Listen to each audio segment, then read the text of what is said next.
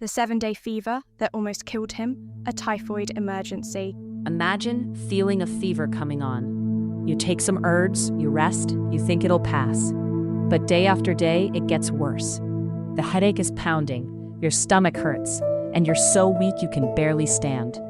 This is exactly what happened to a 23-year-old university student in Kumasi. He did what many of us do. He tried to treat it at home. But by the time he got to the hospital, his life was on the line. Today, we're breaking down his case to understand how a simple fever can turn into a life-threatening battle against typhoid. We'll look at the red flags, the crucial tests, and the management that saved him. Stay tuned. Welcome back to the channel. In our last few videos, we've talked about recognizing symptoms, but today, we're doing something different. We're walking through a real clinical case to see how theory applies in practice.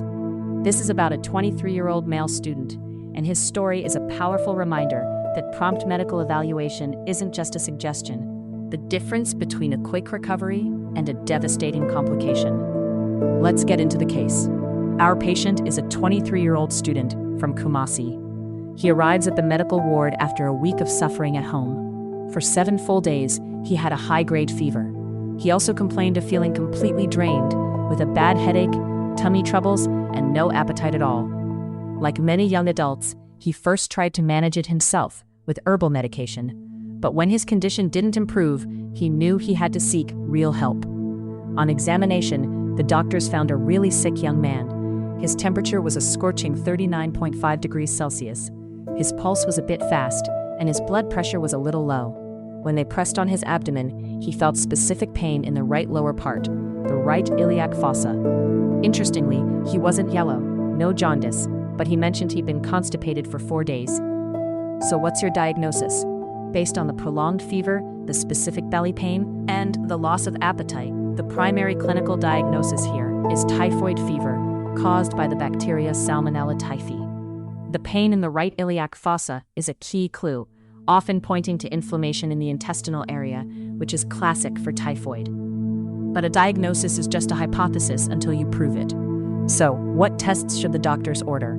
To confirm it's typhoid and rule out other things like malaria or appendicitis, a series of tests are crucial. First, a complete blood count to see how his body is reacting, looking for anemia or changes in his white blood cells. Next, and this is vital, blood cultures. This is the gold standard. They must take this before starting any antibiotics to actually grow the bacteria and prove it's Salmonella. A stool culture can also find the bacteria. And finally, you might see a Widal test ordered. It's a serological test that looks for antibodies, but we have to be careful.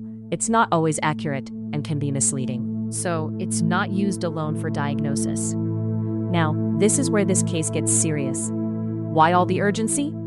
Because if left untreated or treated too late, typhoid fever can lead to catastrophic complications. We're talking about intestinal perforation, where the bacteria cause ulcers in the gut that actually burn a hole through the intestinal wall.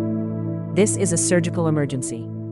Then there's sepsis, where the infection spills into the blood, causing the whole body to shut down. Gastrointestinal hemorrhage, or severe bleeding from those gut ulcers, is another risk. And even after recovery, the bacteria can hide in the gallbladder, causing cholecystitis. This is why we can't mess around with a week-long fever. So, back to our student. He's in the hospital. Now what? The management has 4 key pillars. Number 1, hospitalization. He needs close monitoring. They'll start with strong antibiotics like ceftriaxone or ciprofloxacin right after taking blood cultures, and then tailor it based on the lab results. 3, fluids and electrolytes.